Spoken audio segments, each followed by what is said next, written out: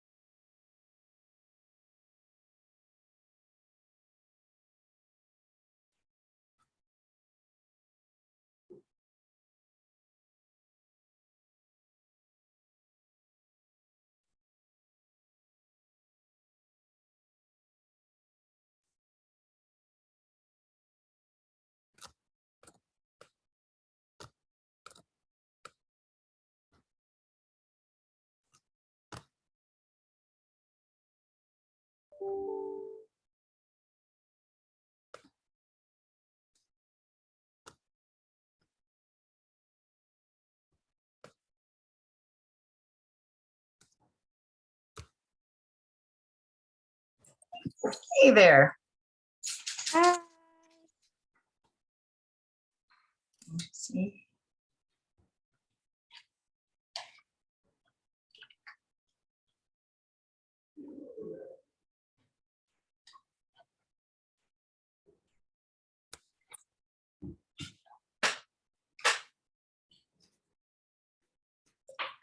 Oh, we just lost Brett. No, he's on mute. He's in a call. Gotcha. First of all, thank you so much on behalf of CRUX and the Office of Diversity and Intercultural Life. You are by popular demand. Hi.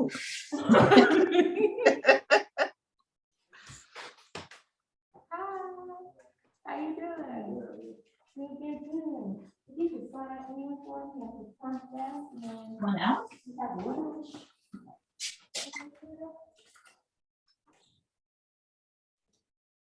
Great job earning that extra credit.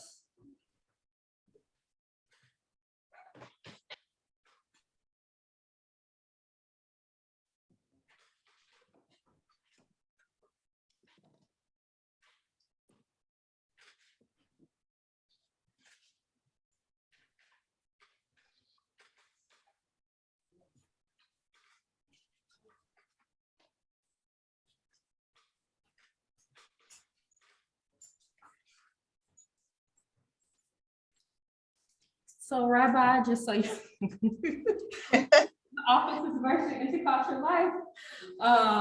So the students can see you can see them.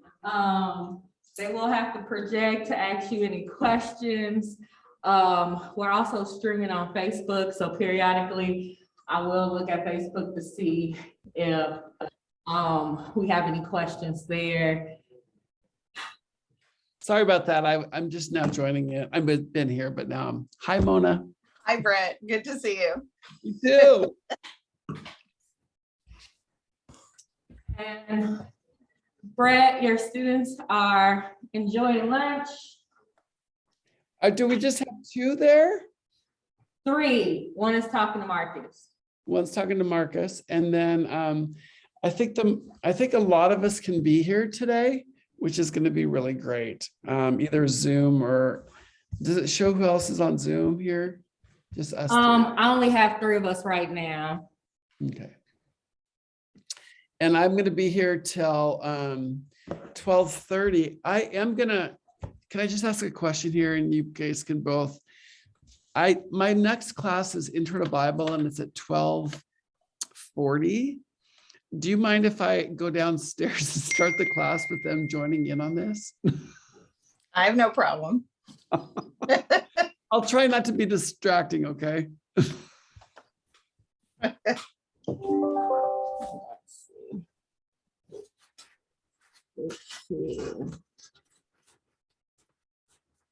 Let's see if I'm smarter than the average bear.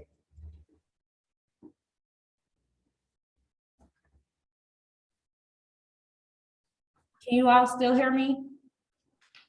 Mm-hmm. Okay, perfect. That's what I was trying to.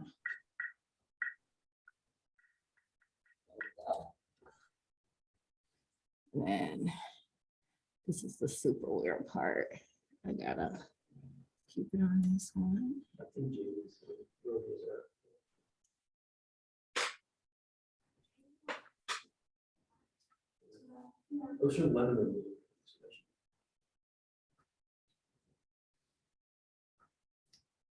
Hi, Matt.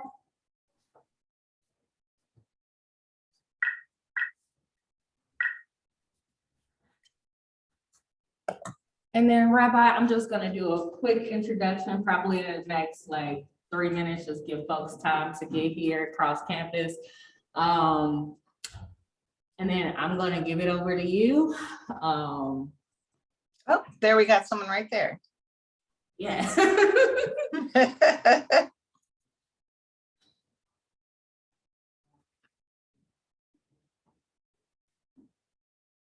And Matt, I don't know if you're in your office, but if you are, we have lunch here. Okay, not, okay. So great, though. That's awesome. Thanks, Sheree. Hey, everybody. Hey, Rabbi Mona.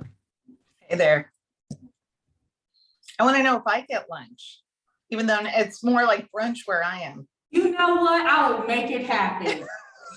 You might not get grub up today, but I will make sure it happens. That sounds awesome. We will I want to know, what are the people in the room eating? Anything good? Jimmy John's and coffee. Nice. Yeah, please eat the Jimmy John's. If you are sitting up there. Ah.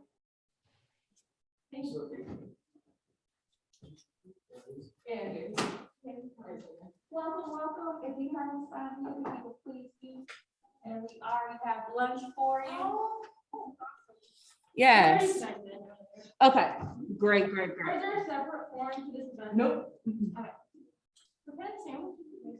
We have, so we have Jimmy John's, we have turkey time, veggie, and tuna. I have done this enough to know that if I don't have a veggie option, the students will be very angry. Understandable. Trying to get down the gluten thing. Oh, That's been harder.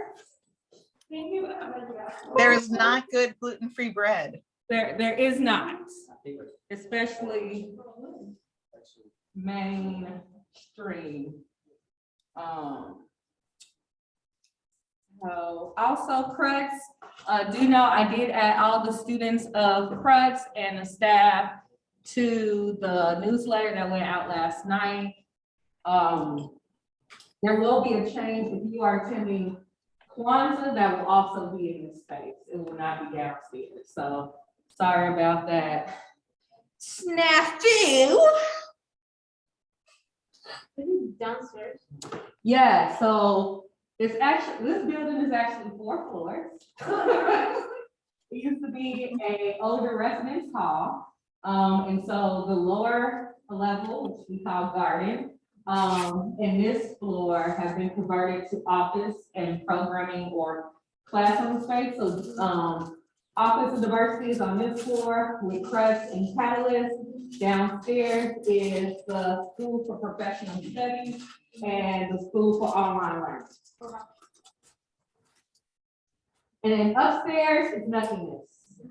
It is old residence rooms that have not been utilized or dusted off in 6 years. You don't want to go up there. It's not healthy. Wow. So yeah.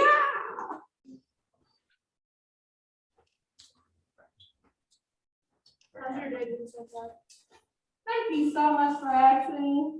My day has been grand. I'm just happy to have students that showed up as we start this initiative. That makes me so happy. It means so much to me. And I know it means a lot to Rabbi. You never know. Students have things always going on, so we understand as adults, you all have choices. But you're busy. Oh, he didn't give you a choice. Well, he did cancel class. So I will say that I appreciate it. I'm a seminary student and I am with you. While we're having class after Thanksgiving, I would like to know. Brett is my advisor. I need to know why we having classes after Thanksgiving. I think it's a sin that we should consider.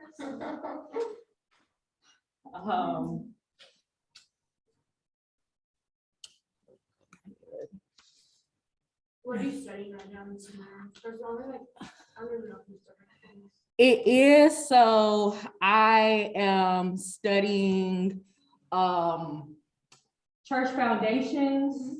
And so that includes a quick overview of foundations. So New Testament 1, Old Testament 1, church theology and church history. So at 8 o'clock in the morning on Tuesdays and Thursdays, I do church history. Yeah. And Hey, Brett. oh yeah. So while you all are talking about formation and spirituality, I'm talking about Martin Luther and the Catholic Reform at 8 o'clock in the morning and how they explain Protestant and Anabaptist at 8 o'clock in the morning. So. Go Cherie. My friend in Belmont University, she has a 7 a.m. Bible, like study thing with one of her professors are being like in biblical studies. I'm like, I thought my 8 a.m. was madness. 7 a.m. So I'm gonna go ahead and get started.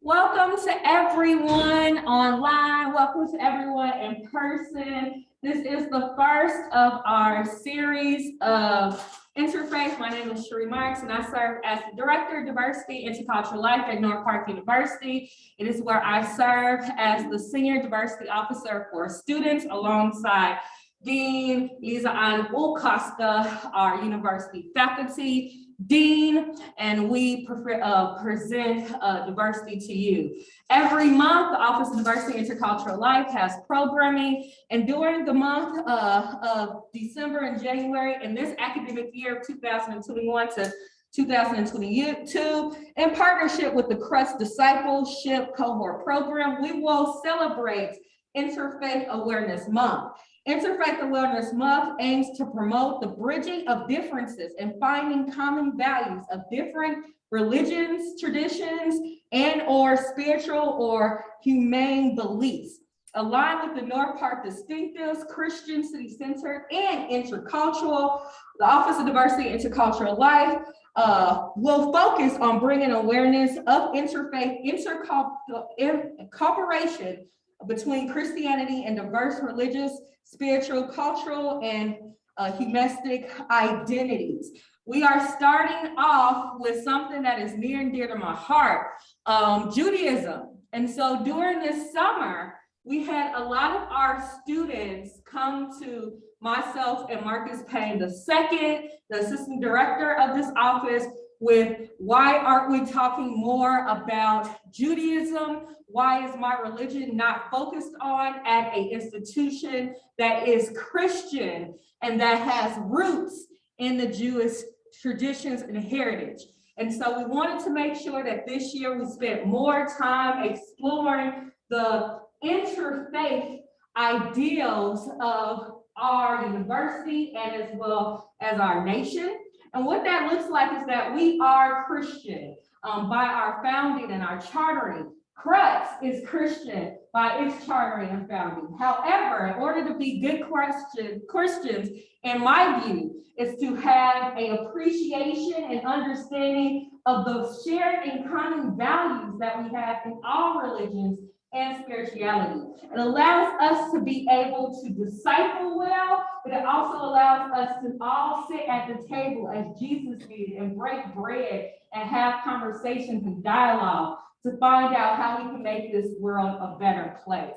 And so with that vein, we are starting off with Judaism, because we really, during this season, which is the reason Jesus Christ, we definitely need to have a start at our roots, as well as Hanukkah actually starts off the season. And so we want to acknowledge that. So happy Hanukkah to Rabbi.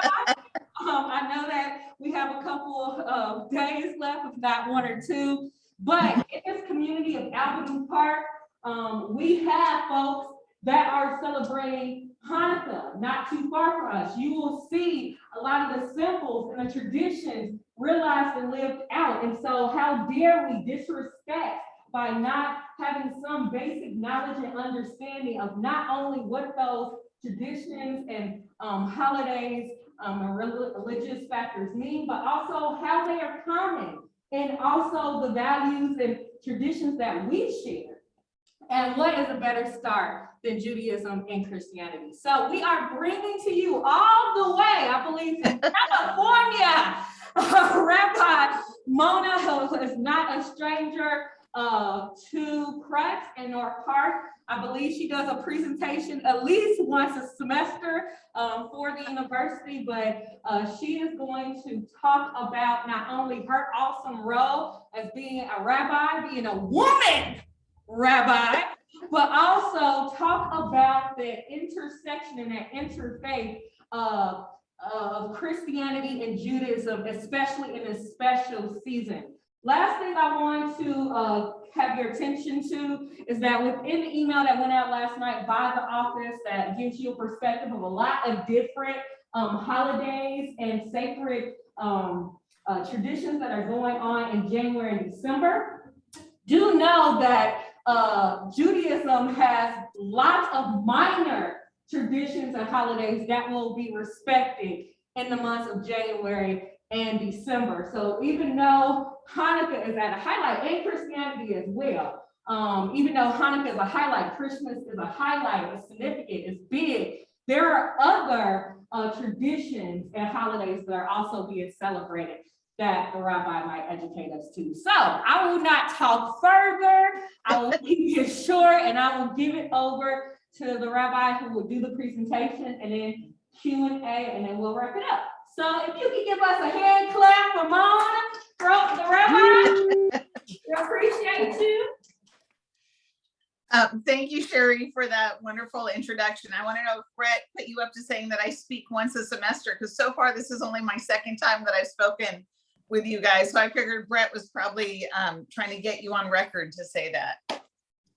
Well, we're gonna hire you full time. I know you have a job that you think is great, but we're gonna actually move you to Chicago. Yeah, Oof. come here. Are you kidding? It's too cold there. I'm wearing short sleeves today and my office door is open. So I'm wearing no, short sleeves. Short sleeves. yeah, I would not survive in Chicago. So first of all, I want to say thank you, Sherry, for actually starting out by saying that Hanukkah is a minor holiday in Judaism. For us, we separate our holidays into festivals and holidays. Festivals are all of the celebrations that are given to us in the Torah that are in the 5 books of Moses. And those are our holiest of sacred days. Those are the ones that have all sorts of restrictions, where we're supposed to be in synagogue all day long, and they're much more intense and lengthy in terms of how we celebrate.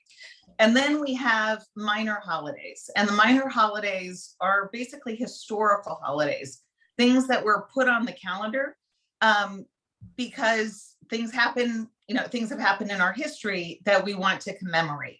And so those festivals are considered minor. So what I want to talk with you about today with Hanukkah is to look at it from 3 different perspectives. First, to give the real historical story of what happened during Hanukkah.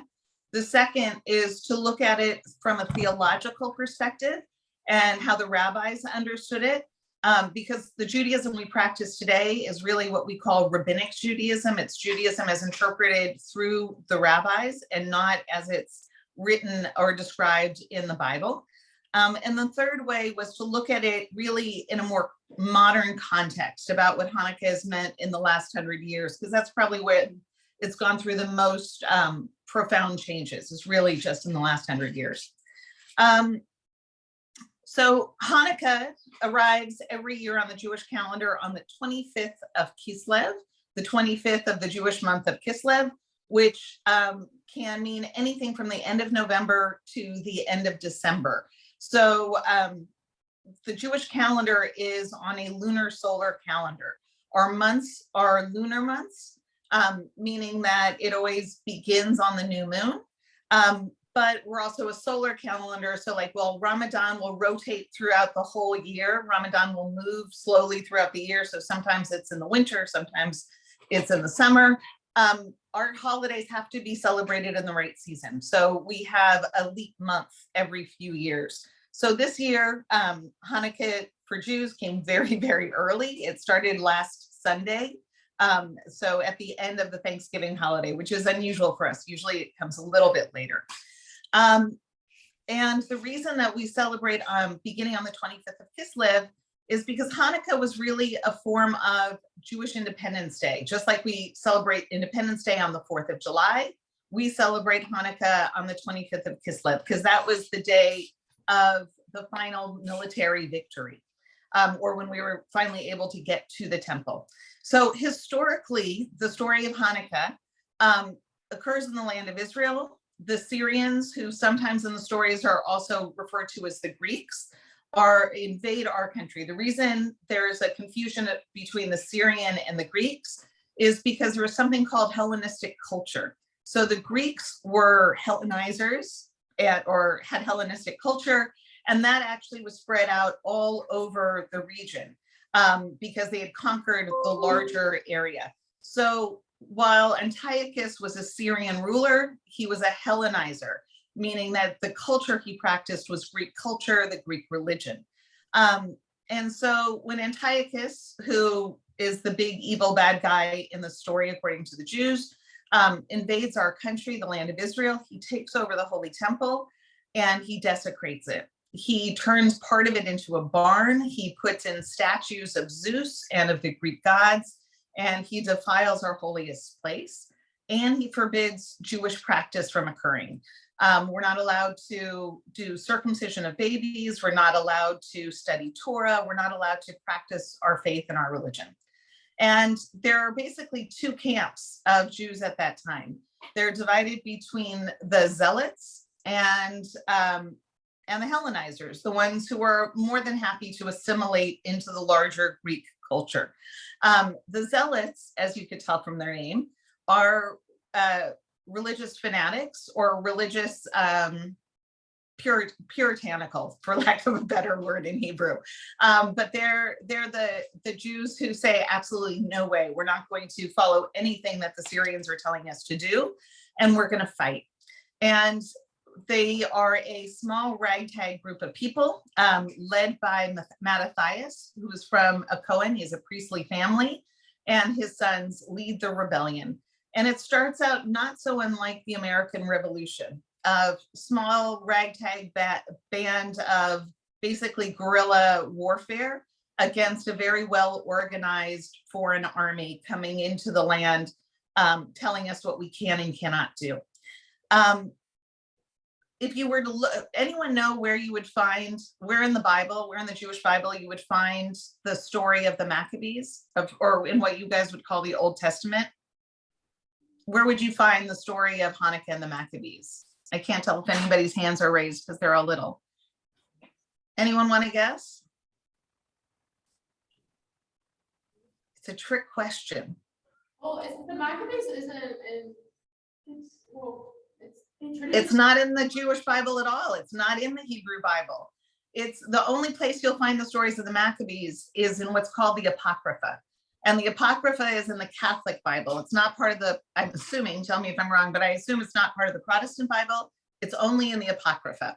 And the Apocrypha is a collection of books that were once sacred books to the Jews that for a variety of reasons, the early rabbis ruled out when they were doing the final canonization of the Hebrew Bible.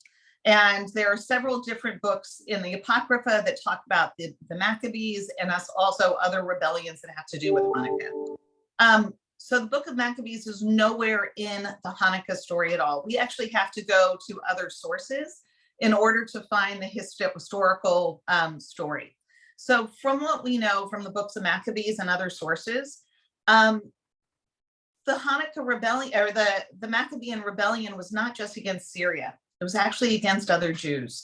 That much of the story is actually Jewish civil war. It's the Jewish zealots fighting the assimilationists. And there are horrific stories of Jews murdering other Jews in the name of religion or assimilation. You have forced circumcisions on adult men. The zealots do not come out looking really great in these stories. And then things get a little bit weirder after. And so the story of the victory of the rededication of the temple, which is where Hanukkah gets its name. Hanukkah means dedication. And what they did was a Hanukkah Habayit. They did a dedication of the holy house of the temple that stood in Jerusalem.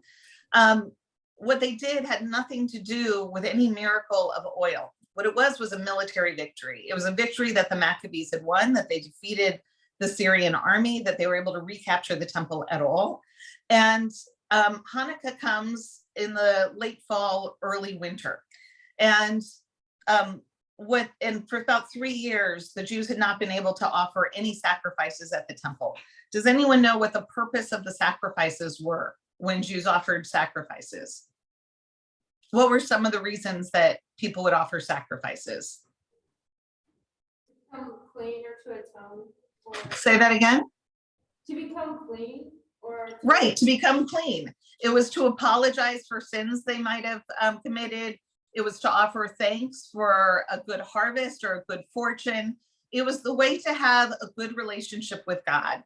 And that if something had gone wrong, you offer sacrifices. If you want something to go good, you offer sacrifices. It's really no different than the role that prayer plays today, that we'll offer prayers to communicate with God, to ask for forgiveness, or to offer thanksgiving. And at different holidays, we would offer very specific sacrifices, not just for our own individual selves, but for the communal well-being of the people. So the 3 festival holidays, which are the most important holidays in Judaism, are Sukkot, Passover, and Shavuot. They're the 3 harvest holidays that land in the early fall, early spring, and early summer. And of these 3 festivals, some argue that when the temple stood, Sukkot was the most important of the 3, the one that landed in the that lands in the early fall. This is an easier conversation when I have people from California because the weather in Chicago is very different. But if you live in California, it's very easy to imagine the biblical holidays as they occur in Israel, because our weather is the same, our harvest is the same, our fear of drought is exactly the same. So the same things that plague our agricultural system in California today are what the ancient Israelites feared and prayed for. So the way that most scholars look back at the holiday of Sukkot is that between Rosh Hashanah and Yom Kippur, the Jewish New Year and the Day of Atonement, we'd spend 10 intense days having a pilgrimage to the temple in Jerusalem. We would offer sacrifices. We would try to get good with God. And then 5 days after Yom Kippur, we would ask for the most important thing, which was rain, and rain in the right season. Because without rain, we have no harvest. Without rain, we die. Same thing we're looking at in California right now, because most of my life we've had a drought in California. Israel suffers from the same reality. It's not that different than, have any of you ever tried to get something from your parents that was like really important to you. And the way that you would do it is maybe you clean your room, you do the things they want you to do without them having to ask for it. You're extra nice to your siblings. You want to show to them that you're responsible. And then after you've done all those things and your parents say, oh, what a great child you are, you say, oh, maybe you could buy me that Nintendo or that car or pay for my college education or whatever it is that you're trying to get out of your parents. Prayer and sacrifice works in a similar way. We do all the things that God wants of us. And then only after we're in a good place, then we ask for the things that we need in return. And so here the Maccabees are, the first time in 3 years, they have the opportunity to offer sacrifices. So what sacrifices do they offer as they rededicate the temple? Well, anyone know how many days Hanukkah lasts? No one. 8 days. Hanukkah lasts for 8 days. So here I'll put your pastor on the hot seat. Matt, are you a divinity student or are you a pastor? I am not a pastor yet, technically. I finished my degree though, yeah. Okay, so Brett and Matt, can you think of any biblical holidays? Anything in the book of Exodus that lasts 8 days long? I just mentioned it. Is it Sukkot? It is Sukkot. Sukkot Okay. lasts for 8 days. So that was the last holiday before Hanukkah. So the Maccabees go in there and they celebrate Sukkot, which is basically an 8-day party. Because remember, sacrifices, except for a few sacrifices, they're eaten. They're not burned to consumption. And you think of what's sacrificed, the best cows, the best wheat, the best oil, the best wine. It's a feast as what's going on the Temple Mount. It's an 8-day temple feast with celebrations and fire, like bonfires and all sorts of stuff. Who wouldn't want to go to an 8-day barbecue? I would be all in for an 8-day party. And Sukkot, unlike some of the other holidays, there's no fasting. There's no like kind of drudgery. It really is an 8-day party. So Hanukkah, the very first year, was basically Sukkot in December. And the next year, they wanted to celebrate the victory. So what did they do? They recreated the party. It was another 8-day party on the Temple Mount. And then that became an annual event. Again, not so different than how we celebrate the 4th of July. It's an Independence Day. That's really what Hanukkah was an Independence Day or an Independence Week against the Syrian occupation. So this becomes a very popular holiday. However, the Maccabees, who start out as religious zealots, who are very pure in their intent to follow Jewish law, then take over the kingship. And according to Jewish law, the Kohanim, the priestly family from the Levites, are supposed to be in charge of the temple, and the descendants of David from the tribe of Judah are supposed to be the kings.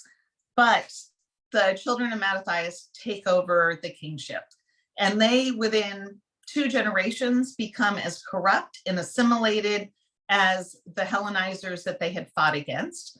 And it becomes this crazy story of the Hasmonean, and they become known as the Hasmonean rulers.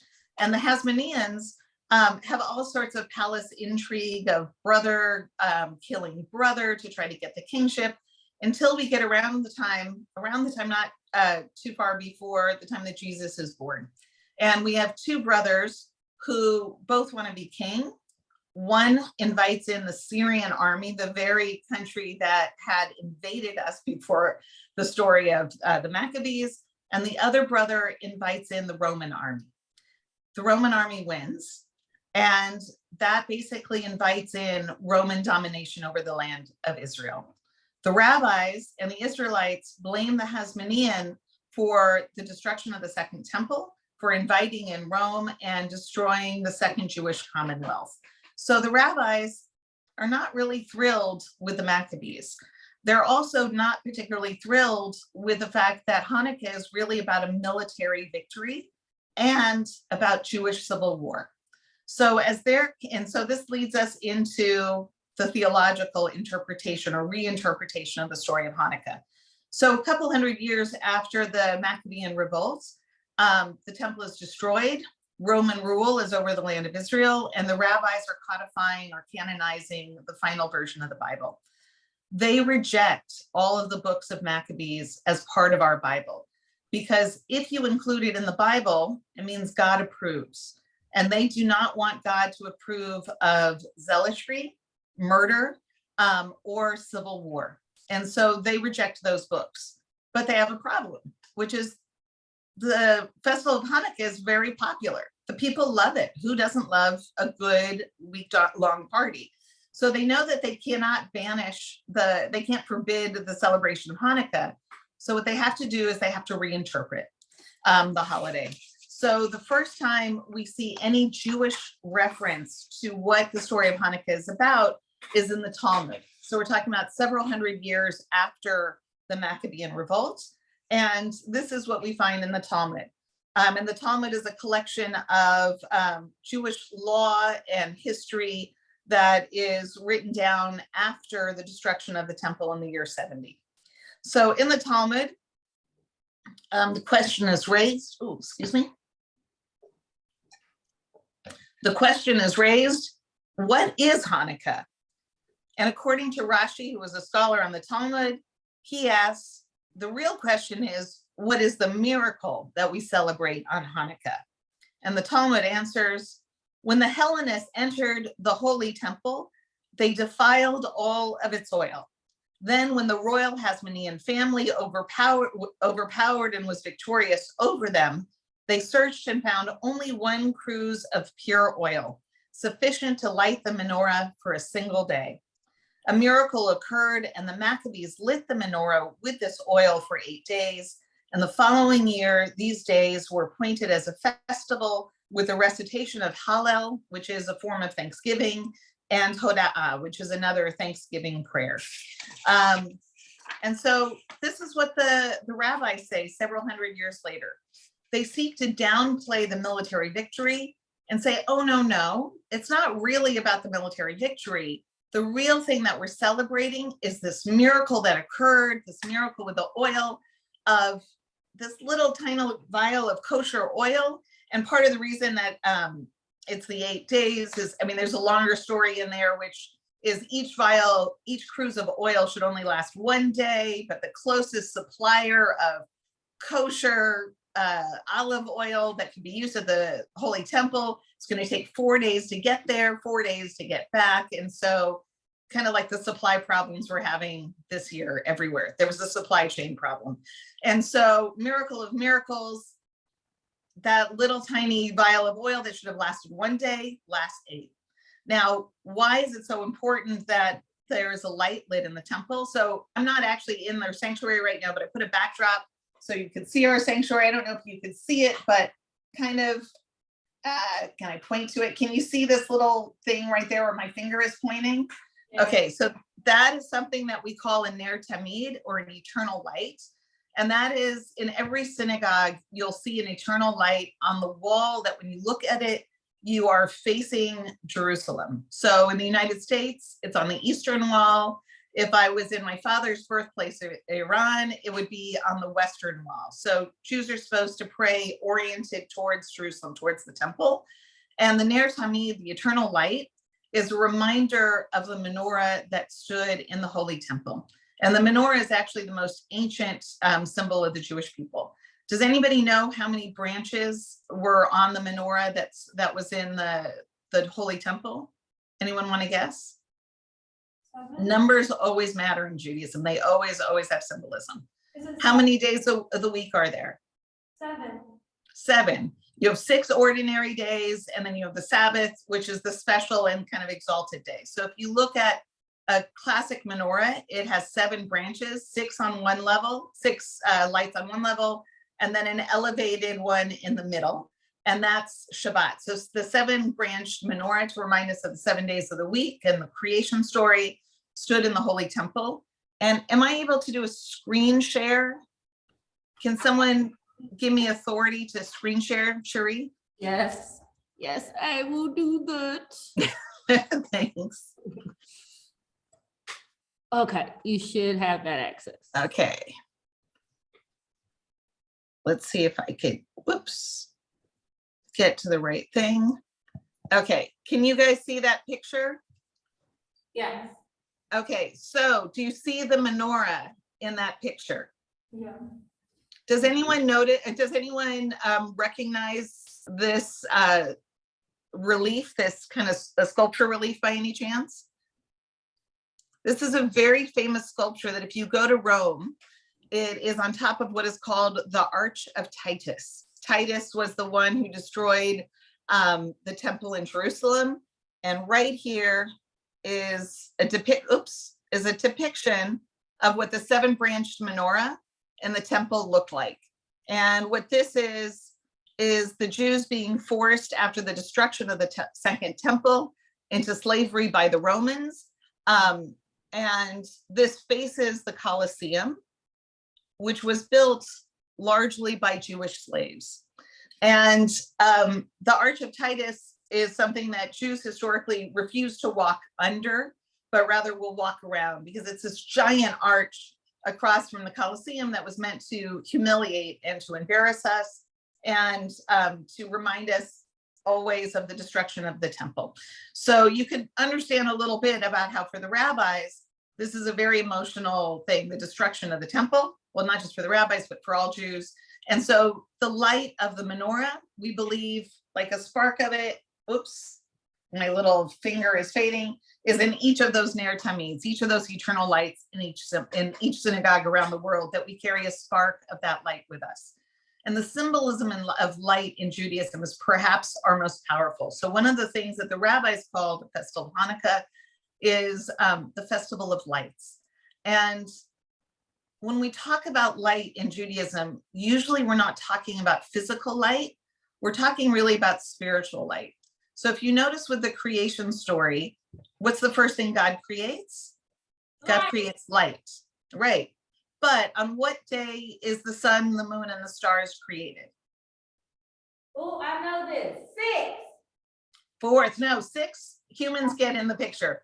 4th day. It's not until day 4 that God creates the things that make light. So then the rabbis asked, so what is this light on the first day? Is it not a physical light? And the answer is no.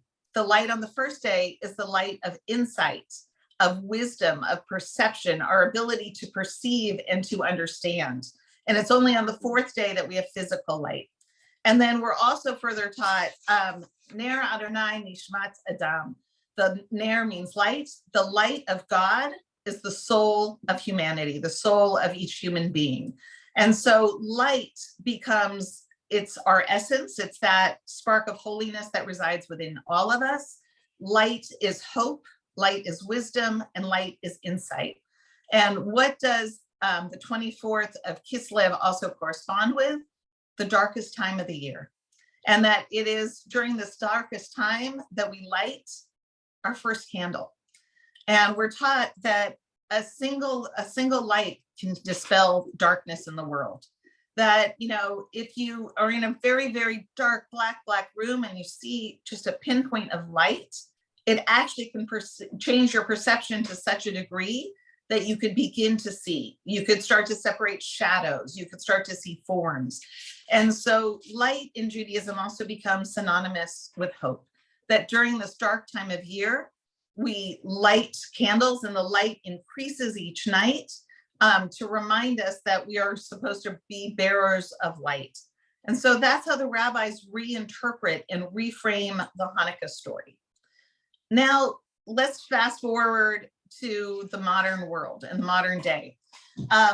When Jews moved to the United States, and we've always been here. We've been here from the time that New York was called New Amsterdam, or actually even before that in the South. We've come through, Jews came to the New World with the Spanish Inquisition. However, the massive immigration of Jews came starting around the 1860s and then getting huge from the 1880s to around 1920. And that's when Eastern European Jews came to the United States. And as Jews were coming from the 1860s to the 1920s, they were coming primarily for religious freedom. And religious freedom to us didn't just mean the freedom to pray and to practice Judaism as we pleased, but also to simply live as Jews without being persecuted or murdered or treated as second-class citizens. And so as we came to the United States, Hanukkah took on greater significance. For us, Hanukkah became really a festival of religious freedom. And so the way that I was raised learning about Hanukkah was about the fact that the Maccabean Revolt was the first time in history that a war was fought, not over land, not over the conquest of things, but for the freedom to pray and to worship and to practice our religion freely and without persecution. And so for a lot of us, that became, America was seen as kind of like the new Jerusalem, that America was the new promised land. And here we finally had something that we hadn't found in 2,000 years of exile from the land of Israel, and that was religious freedom. And so that became kind of the important aspect of the story for us. But then comes the 1930s, and we see the rise of fascism in Europe. We see the massive increase of anti-Semitism. We see the rise of the Nazis. And it becomes not just about religious freedom. It also becomes a story about, again, a David and Goliath type story of the small underdog being able to overcome and defeat the mighty forces that seek to destroy us. And so we have stories that even in Nazi Germany, people would light menorahs in secret, in basements, in hiding, but they would light menorahs to keep their faith alive, that there was hope that there would be someday that we would be able to overcome the forces of oppression. Then post-World War II in the United States, what do we have going on post-World War II in America? Think 1950s. What do we have for the first time since the 1920s? Prosperity. And the way that Christmas is celebrated is now looking radically different than it had before as well. Think of the opulence that you start getting around Christmas. Start thinking about Fifth Avenue, where all the advertising agencies are, and how they start to market Christmas. You start having Miracle on 42nd Street, which is really it's a great movie and a really great advertisement for Macy's and materialism and consumerism. And so you start seeing a shift away from Christmas really being a major celebration in the church, where there was a midnight mass, where there are special services, to the focus was on Santa Claus and opening up your presents. And it's all about, decorating your house ostentatiously with all these lights and decorations, where earlier generations, that's not what the meaning of Christmas is about. And you start really having as you have the secularization of Christmas starting really in the 50s, what you also see are Jewish kids feeling really sad that their sad little holiday it's actually not a sad little holiday, it's lovely. But traditionally, the way we celebrate Hanukkah is you have a little menorah, or everybody might have a menorah if you're really fancy. Everybody in the family will have one. You eat fried foods, which is delicious, potato latkes, jelly donuts, even pizza. I mean, really anything fried in oil, preferably olive oil. That's how we commemorate the miracle of oil, is eating a grotesque amount of fried food in over 8 days. Lighting the candles, having friends over for parties. And up until World War II, the main thing that kids would get was, you might get some dreidels, you would get what's called geld in Yiddish, which means like some coins, a little bits of money, like not big bucks. We're talking like literally like quarters, and maybe some chocolate. And that was what the gifts were. And then as Jewish kids started pushing for more, because their non-Jewish friends were getting these amazing gifts for Christmas, they'd be like, parents would start giving gifts every night. But the gifts, like when I was a kid, people really would give socks and underwear. Like we always got new pajamas at Hanukkah. We always got like new socks. We would get school supplies, we'd get candy. And then one night we would get a big gift. And the big gift would be like a bike or a record player, or I'm old enough that we called them boom boxes and stuff like that. Now I still give socks to my kids, but now it's kind of more of a joke. It's like a nostalgia gift. And I mean, I got school socks. I got like the clothing I got at Hanukkah was stuff that I could wear in the winter time. My kids get like joke socks, like fun, silly stuff. And now and I still give them pajamas, but the pajamas we give like matching Hanukkah pajamas and stuff like that. So now it's much more tongue in cheek than it was when I was a kid. But if you go to Israel, Hanukkah is still celebrated the way it was celebrated in my mom's generation and earlier. No one gives gifts. You do throw parties every night. And it's really just about sitting around, hanging out with friends and having a good time for a week and eating a grotesque amount of fried food. So and we say special prayers in temple. We add a prayer during our services, but it's not a major change. So I have just given you tons and tons and tons of information. And I want to make sure you guys have a chance to ask some questions. So I'm curious if there's any questions from the people who are in the room, or Cherie, I don't know if anything came up on Facebook. Right. I don't know either. Let me go and check. But while we're checking Facebook, there are no questions from Facebook. Is there any questions from our students? Did I see Matt's hand go up, or were you scratching? Okay. I just wanted to say, Rabbi Mona, this is awesome. Thank you so much for sharing all of this. Because I've actually never had someone break down Hanukkah this extensively. So really holistic in a lot of ways. What's really interesting to me that I'm just noticing is this evolution of meaning that you're narrating. And I'm curious what you would say to, because I think in every religion we have folks who claim that meaning, the meaning of whatever holiday or scripture is only its original meaning. That's not us. We definitely don't do that. Well, I'm curious what you might say to people in whatever religion who claim that. Because the progression of meaning, definitely you're illustrating a lot more depth, or at least a lot more content and experience in an evolutionary kind of view of meaning. Does that make sense? Absolutely. Okay. I think that if we don't understand sacred traditions in the context of the world that we live in, and we allow religion to calcify, we're either denying a part of ourselves or we're denying a part of the religion. That if we think of God as a living God, or we think of ourselves as being created in the image of God, and we know that we grow, evolve, and change, then why would we think that God is not also ever growing and ever changing? And why would God give us, and if we didn't adapt, I think we're just denying humanity, because we know historically when we look at the world around us, the world has changed. And so when we look at the Torah, we call the Torah an Eitz Chaim, a tree of life. And if trees don't grow, that means they're dying. And so the deeper that a tree's roots go down, the wider the branches can go. And so seeing religion in the context of the world we live in isn't a negation of the past. What it means is, to me, is the better rooted you are in the past, the more freedom you have to be able to go further and higher, because you're anchored better.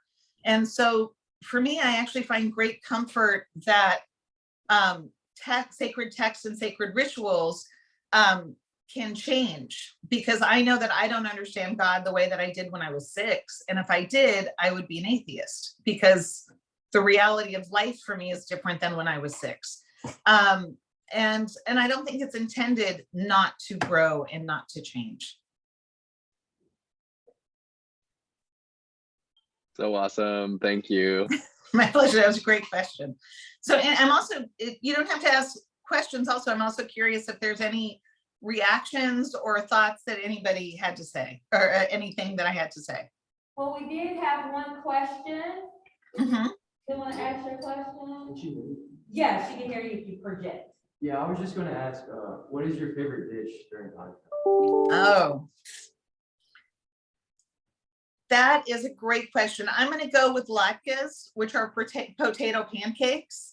And there is great debate amongst the Jewish community about what is the proper way for them to be cooked. Some people like them so they're kind of light and fluffy.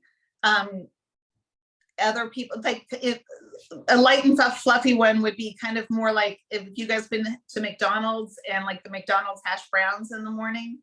Like, do you guys know what I'm talking about? If you haven't had McDonald's hash brown, that is the best thing on their menu and you should go and eat one, but don't eat more than one because it'll give you a heart attack. So that's like one style of latke that people like. Personally, I like them when they're kind of flattened out like hash browns, but flat hash browns and really crispy around the edges. And because I'm from Southern California and I could be a little fancy, I like it with a little sour cream and smoked salmon on the top. And to me, that's my, second favorite way. Favorite way is actually with creme fraiche and caviar. That is not at all a traditional way of eating it, but it is quite delicious because who does not love fried potatoes? So I would say that's my favorite thing to eat during Hanukkah. Though jelly donuts are not bad. I've got a question. Mhm. You were mentioning about Hellenism. We've talked about that in both of my classes here, Hellenism. So this is a question. I hope it's not, I hope I'm getting this right. But as you were speaking about being influenced by the secularization of Christmas or even Hanukkah, maybe, is that a form of Hellenization? Is that, would you say that that's, we're experiencing that presently? I would say the modern word for Hellenization would be assimilation. And absolutely. And I think this has been the eternal battle for Judaism outside the land of Israel. And I would say probably for religious Christians as well, about how do you live a religious life in a secular world? And how do you find a balance between essentially living in two societies? And I think that it's highlighted more in America than in any other country, because in most countries, there is an official religion. And while the majority of people who live in the United States are Christian, it's not technically a Christian country in terms of the government and the institution of our laws. And so it's a balance. How do you live with people who are different than yourself and be respectful of those other cultures and still stay true to yourself? I got another question. I'm the Go teacher for both. I always love your questions, so that's good. Have a question, Professor. Okay, Cherie, you go first, and then I'll go when there's not one. Okay. So I was thinking, like, as you're describing the meaning of Hanukkah and Wait, say that again. as you were describing the meaning of Hanukkah and like the theme of light and God and everything, I found it really beautiful. Would it be inappropriate for a Christian to celebrate some of those themes of Hanukkah? So that's a great question. Yeah, I would say most Jews would be very uncomfortable with Christians owning a Hanukkah menorah. However, most Jews that I know invite our Christian friends to our homes to celebrate Hanukkah with us. So, for instance, one of the ways that a lot of Jewish parents will explain something like Christmas to Jewish kids about why on one hand we can't have Christmas in our house, but on the other hand we could go to a friend's house and celebrate Christmas, is that, well, it's a fitting metaphor. Christmas is Jesus's birthday, right? And so like I could go to Brett's house and celebrate Brett's birthday with him, and that's not being untrue to my birthday or my traditions because I'm celebrating what is special to him. But it would be really inappropriate for me to have a birthday celebration for Brett in my house without Brett. You know what I mean? So like I'll go to my friend's house. It just happens that my two best friends, my two oldest friends in the world, neither one are Jewish. I'm more than happy to go to their house, celebrate Christmas with their family, to go to church when each of their kids have had their first communion or were baptized. And I'll go there to celebrate that event because it's special to them. And then they come to my house and they celebrate Hanukkah, or they sit at my Passover table, or we commonly, it's not at all unusual for us to have non-Jews come to Shabbat services, especially during the holidays, because they want to be able to participate. And non-Jews are always welcome to come to our synagogues. But as a religious minority, when we see our symbols being taken into another religious space, it's cultural appropriation. And especially for a holiday that really is about religious freedom, it's also about religious distinctiveness. And so we've seen like the weirdest, there's a whole Instagram page or Instagram thread called Hanukkah Fails. And so it's like, there's a dreidel that's been made that has Santa Claus and Christmas trees on it. And a dreidel that has usually as Hebrew letters that say a great miracle happened there, meaning in the temple being rededicated, or Christmas ornaments that have Hanukkah menorahs or Jewish symbols on it. And so for us, when we see our symbols appropriated, it not only makes us feel uncomfortable, it also makes us afraid, because if Judaism gets appropriated into the larger culture, it gets watered down. It's not so unlike in Christianity when Christmas becomes so watered down that people forget that the name Christ Mass is actually a religious celebration and really is not at all about wearing red and green and giving people gifts or having a ham. It's about doing good in the world, spreading the message of Jesus, going to church together, and renewing your faith. I'm assuming that's what Christmas is about. Am I on target with that? Okay. Yeah. So what I would say is find a Jewish friend. You guys have synagogues around there. There's public menorah lightings. Totally go to all of those. And don't be afraid to go to get some jelly donuts, especially go in a Jewish neighborhood, find a good deli, have fun. You're in Chicago. There are some really, really good delis in Chicago. Oh gosh, there's actually, I can't believe what I'm blanking on it. There was a place I was at 2 years ago during Hanukkah and they had the best latkes. So latkes and brisket, go find a deli this week and go and enjoy. Thank you. Brett, I think you had a question. I do. We've talked in this class and another class, it's the same class with two different sections. Anyway, you mentioned that the divine, we are all made in God's image, but then you also talked about clean and unclean. And so one of the things that we've talked a little bit about is when we deem other people as unclean. Can you talk about that? So in Judaism, a person as a person cannot be, like I cannot be inherently unclean. We don't have the concept of original sin in Judaism, but we can do things that make us unclean. But anything that is unclean can be made clean. And so, for instance, the mikveh, the ritual bath, it's not about physical cleanliness because you actually have to clean yourself before you go into the mikveh. You have to be like very particular in cleaning yourself before you go to the mikveh. But that is about making you spiritually or ritually clean so that you can engage in certain ritual acts. So like the priests would have, so there's archaeological evidence all around the Western Wall in the old city of Jerusalem that the priest's home would actually have their own mikvahs, their own ritual baths. So even the high priest would have to engage in rituals to spiritually purify himself. So baptism is directly based on the Jewish ritual of the mikvah, the ritual bath. And it's really about, it's no different than what we do today with prayer, about engaging in a spiritual purification. And that everybody can become spiritually pure. So that makes sense. Yeah, it's fantastic. Thank you. And what I want to emphasize with what you're saying is that if you do unclean things, that does not mean you as your identity is unclean, because you all have the image of God in you. Would you say right? that? And that could also be places as well. So like the temple was defiled and the temple was made unclean, but they didn't burn it down and build a new one.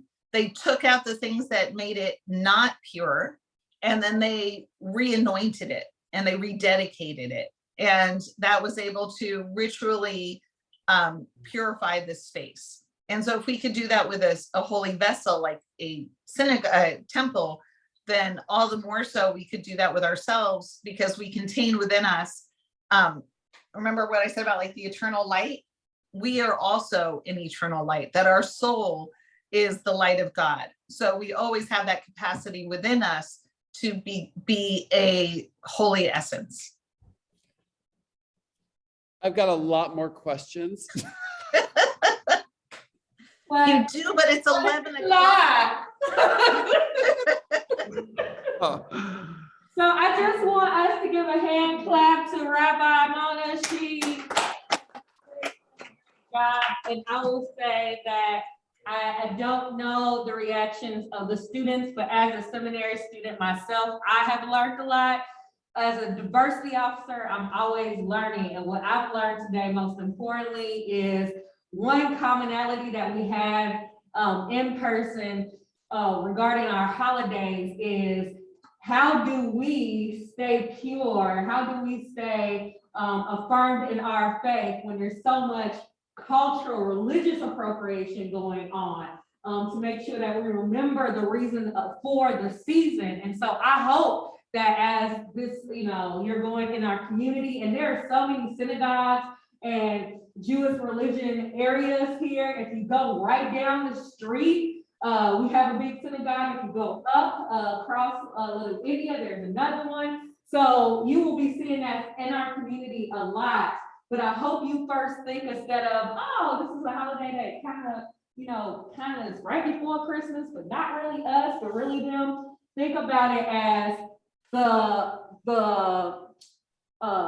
commemorating light overall, and that it is sacred, but also how, as a Christian, we can respect our Jewish brothers and sisters and persons by not appropriating or not being disrespectful, but honoring them. And most importantly, the biggest takeaway is, if you don't know anyone that's Jewish, try to be a friend and Google and learn more.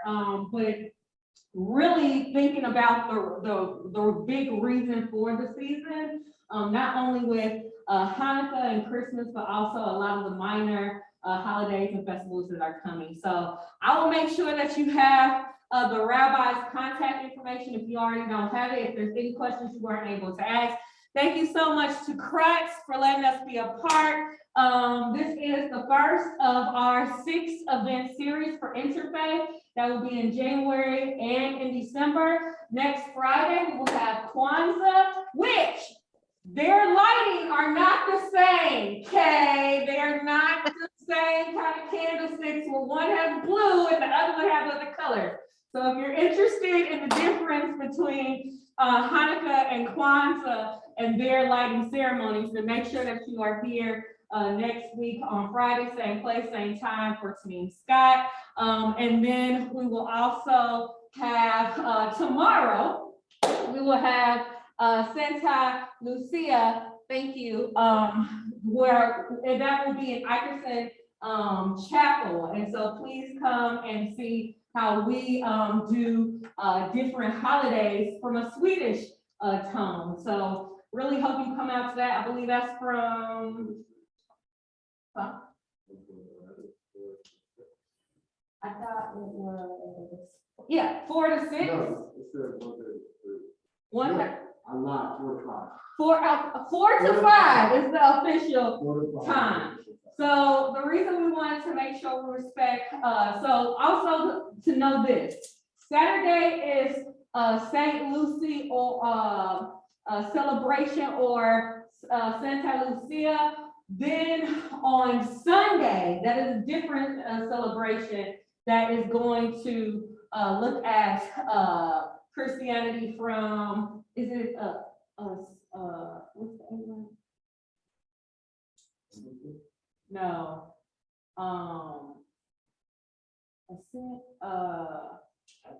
Advent, thank you. That is a celebration on Advent. So they are separate ceremonies and religious and different undertones. One is gonna be more Swedish in nature from a Christian perspective. The other one is just regular Christian or Protestant Christian. So if you are really into this season where you're learning more, those are things to consider. They are different. They are not one and the same. And I know a lot of folks have been confused, but I will end this. If you want more food, please take it. And we will see you either tomorrow for Santa Lucia and Friday for Kwanzaa. If you have been joining us online, thank you for joining us. This is the Office of Diversity and Intercultural Life, Silver Call. So thank you so much to Matt, and again for our featured speaker. Have a great Thank you, day. Cherie. Thanks for coming, y'all. Adios.